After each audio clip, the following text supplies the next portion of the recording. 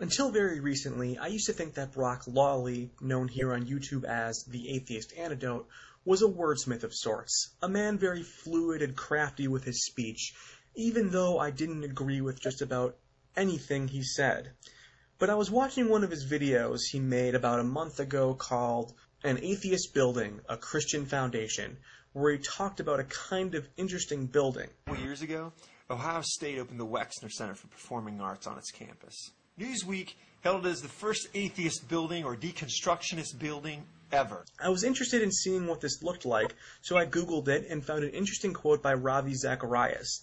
And just for your convenience sake, I'll put Zacharias' quote on the screen and play the beginning of Brock's video underneath so that you can read along. Years ago, Ohio State opened the Wexner Center for Performing Arts on its campus.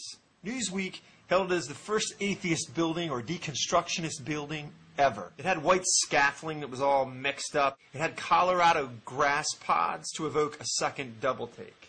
The strangeness of this building, the puzzlement, only intensified when you entered it. Inside the building, you'd encounter staircases that went to nowhere. Pillars that hung from the ceiling purposeless. The architect even had strange angled surfaces in the ceiling to create a sense of vertigo. The architect, an atheist, said he created the building to reflect life as it is. Incoherent, purposeless, meaningless. A Christian theist was in earshot when he heard this nonsense, and he said to the architect, "Did you do the same with the foundations?"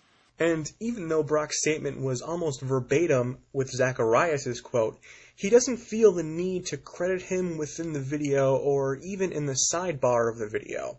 So just to be fair and to make sure this wasn't an isolated incident, I went to one of his more recent videos titled Defeating Godless Secularism and picked a random quote in the middle. Today in all these universities, natural science and godlessness claims all authority to describe reality. Progress claimed the role of God. Social reform claimed the role of salvation. After Googling that quote, I came across a book review by Philip Johnson, and again I'll put that quote up on the screen while playing the beginning of Brock's video in the background. And keep in mind, no credit was given to Johnson anywhere in the video, nor was it given in the sidebar. Today in all these universities, natural science and godlessness claims all authority to describe reality. Progress claimed the role of God. Social reform claimed the role of salvation. And reading through this book review, it seems Brock took a whole lot more of his video directly from it. This sort of plagiarism, where you cut a few sentences out and change a few words here and there, may have cut it in grade school, but anybody who has passed high school freshman English knows that this is unacceptable.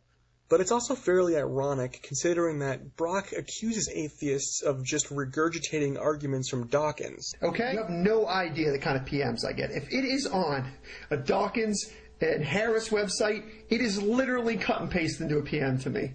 It really is pretty interesting to see this psychological projection in action. But maybe you're watching this and you're an Atheist Antidote fan, and you don't care about one or two phrases lifted from outside sources. Well, following this, I present you with Brock's video titled Atheism equals Materialism equals Fatalism, with overlays from the second chapter of Gilbert Cheston's book, Orthodoxy. And please note that in this video there's no credit anywhere to Gilbert Cheston, and I have not altered it in any way. Thoroughly worldly people never understand even the world. It is a shame, really, but if you really look at the world right now, these modern masters of science who think that they've expanded reason, in fact, have done very little but contract real common sense, a way of really living your life. They've convoluted, they've muddied the waters. It's dawned on me recently that materialism alone has sort of an insane simplicity to it. They think they've covered everything, but in fact, really, they've just left everything that matters about life out. In a futile attempt at understanding everything in the world, eventually you get to the point that nothing is really worth understanding anymore. And those of you with wisdom in your mind, you know that's true. You found that to be true. So when you strip all the veneer, the materialist philosophy, it's much more limiting than any religion on. The Christian is only restricted in the same sense that the atheist is restricted. He can't think that Christianity is false and continue to be a Christian. The atheist can't think godlessness and nothingness is false and continue to be an atheist. It's really on an equal playing field in that sense.